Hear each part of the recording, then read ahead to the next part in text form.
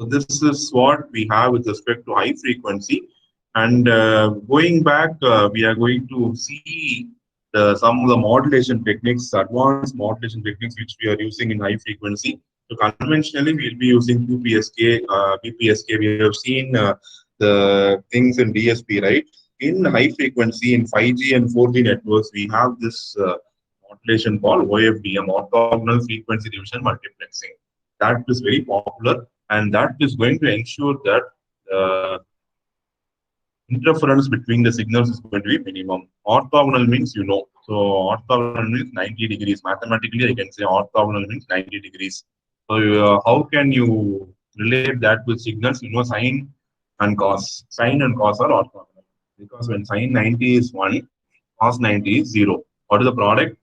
Product is 0. When sine 0 is 0, cos 0 is 1. The product is 0.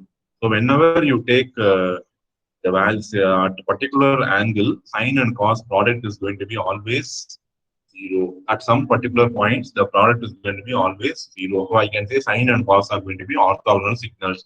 So if I'm going to use orthogonal signal, when they are coming in product, I can say the answer is going to be 0. So that is one simple example we are going to see. I'm going to see what is the error BER of an OFDM system. I'm going to use QPSK plus OFDM. Initially, first I'll be using QPSK, then I'll be going for OFDM. And the receiver, I'll be using OFDM demodulation first, and then I'll be using QPSK demodulator. Okay, so see, I'm defining all the parameters. I'm defining what is the how many QPSK. I'll be grouping 4 symbols. So I have done M is equal to 4. And I'm finding out the bits per symbol. I'm defining all the OFDM parameters, subcarrier or cyclic prefix. I strongly assume you know the basics of OFDM. Otherwise, please learn it and then you study this code. It will be very easy for you.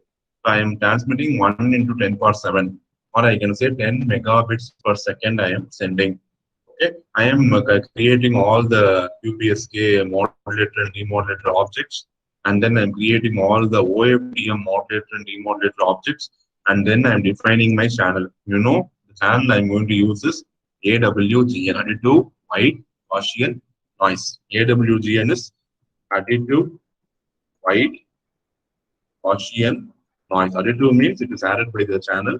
White, white contains all the colors, so it will affect all the frequencies.